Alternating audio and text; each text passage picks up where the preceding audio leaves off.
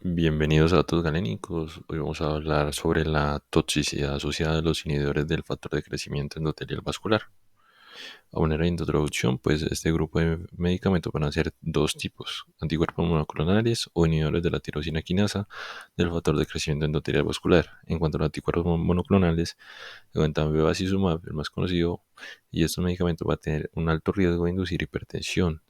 El efecto va a ser dosis dependiente y va a perdurar por varias semanas. Cuando lo comparamos con inhibidores de tirosina quinasa, uno de los más conocidos son sutinib, sorafenib, entre otros, y estos tienen bajo riesgo, o pues un menos riesgo que los anticuerpos monoclonales de inducir hipertensión, y el efecto es máximo hasta una semana.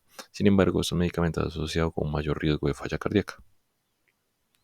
En cuanto al mecanismo, y es que normalmente el factor de crecimiento endotelial vascular tenía unas vías de señalización en las cuales pues, se iba a asociar aumento de la supervivencia celular, disminución de la apoptosis, aumento del óxido nítrico, que asimismo va a disminuir el estrés oxidativo, más vasodilatación, aumento de la permeabilidad vascular, aumento de la proliferación celular, que va por último a generar la angiogénesis.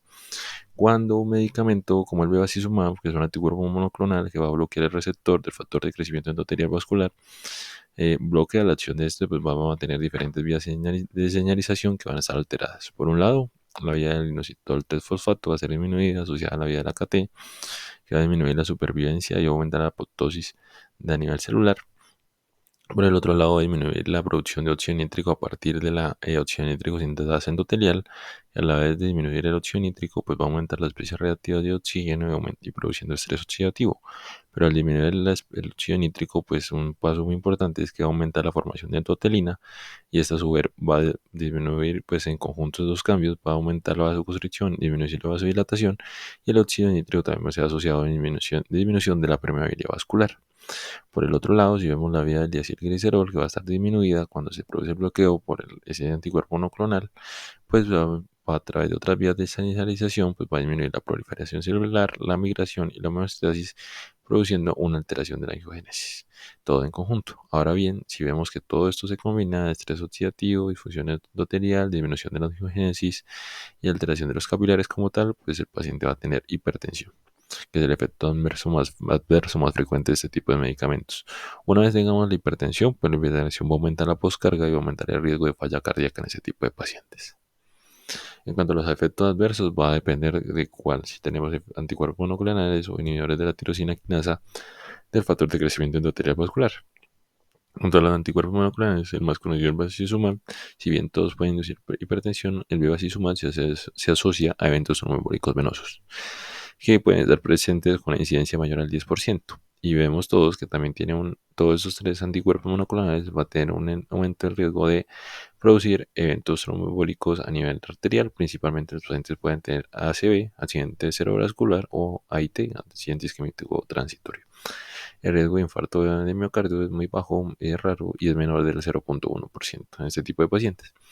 Cuando vemos los inhibidores de tirosina quinasa del factor de crecimiento endotelial vascular, tenemos diferentes medicamentos. Uno de los más conocidos, sorafenib y sutinib, que pues estos medicamentos efectivamente pues, van a producir también falla cardíaca, al parecer por un mecanismo que también implica la presentación de fibrilación auricular, y bien, todos van a producir también hipertensión arterial. En cuanto a la evaluación del riesgo, va a depender de esta tabla que nos la aporta la guía europea del 2022, en la cual tenemos condiciones previas, imágenes cardíacas, biomarcadores, variables sociodemográficas, otras del estilo de vida, y cada uno tiene un perfil de riesgo. Y con este perfil de riesgo, pues vamos a clasificar en las 4 categorías de niveles de riesgo que nos da la guía para poder realizar el enfoque del seguimiento del paciente. Ahora bien, los pacientes de bajo riesgo son pacientes que no tienen factores de riesgo o tienen un factor de riesgo catalogado como medio 1. ¿Listo? Es decir, por ejemplo, un paciente tenga 60, 74 años, que tenga un peptido de natriurético elevado, eso ya clasifica como bajo riesgo. Los pacientes de riesgo medio deben tener 2 a 4 puntos. Por ejemplo, que pueda tener elevación de troponina y peptidos natriuréticos, allá tienen 2 puntos. Y si le sumamos, por ejemplo, que tenga una fracción de eyección del 50-54%, tiene 4 puntos. Es decir, si no tiene otra alteración, pues sumando esto va a estar en un riesgo medio. Los pacientes de alto riesgo es que sume más de 5 puntos o tenga algún factor de alto riesgo. Y podemos hacer que tenga péptidos natriuréticos elevados, troponina, una fracción de eyección del 50 al 54%, y le sumamos que, por ejemplo, es diabético. Ahí tendría 5 puntos.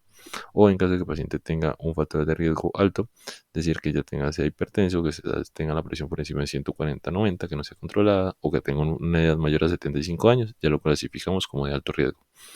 Y los pacientes de muy alto riesgo son pacientes que van a tener cualquier factor de riesgo que tenga un score muy alto, es decir, falla cardíaca, o pacientes con enfermedad arterial vascular, que puede ser que ya ha sido intervenida, por ejemplo, que haya tenido un cateterismo cardíaco, una cirugía cardiovascular, una angina estable, una ACV, un accidente isquémico transitorio, entre otros.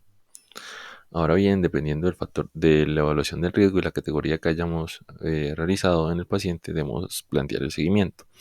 Y si los pacientes van a estar en bajo riesgo, riesgo moderado o alto o muy alto riesgo.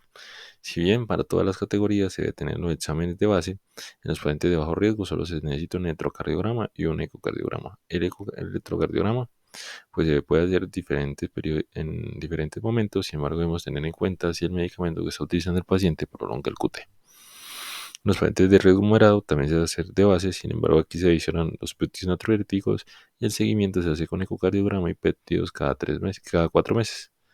Eh, y después cada 6 a 12 meses, después del año. Los pacientes de alto o muy alto riesgo, pues todos deben tener al inicio electro, eco y péptidos natriuréticos y después el seguimiento se hace cada 3 meses durante el primer año y después cada 6 a 12 meses. Quería mencionar otra parte y es los inhibidores de la tirosina quinasa de Bruton, que van a tener dos principalmente, uno de primera y otro de segunda generación. La primera generación, que es el ibrutinib, pues tiene diferentes usos como leucemia linfocítica crónica, leucemia de células del manto, macroglobulinemia de Waldenström, linfomas de la zona marginal. Sin embargo, esos medicamentos se han asociado con fibrilación auricular en un 6 a un 16%. El mecanismo es probablemente, dado que el ibrutinib va a generar un efecto cardiotóxico directo a nivel auricular, y lo otro es que va a generar diatisis hemorrágica. Estos pacientes, en caso de ser llevados a una intervención quirúrgica, el medicamento se debe suspender 3 a 7 días antes de la intervención, o en caso de que presente fibrilación auricular, el manejo anticoagulante seguir, en caso de que esté indicado, pues no tiene un buen perfil de seguridad con el uso de warfarina y se prefiere mejor para disminuir el riesgo de sangrado el uso de anticoagulantes orales de acción directa. Entre otros efectos adversos están las infecciones, hipertensión, arritmias ventriculares e insuficiencia cardíaca, y los medicamentos de segunda generación como el acalabrutinib no aumenta el riesgo de fibrilación auricular dado que tiene una acción más específica, una acción más selectiva. Eso era todo, muchas gracias por su atención y los invito a suscribirse al canal.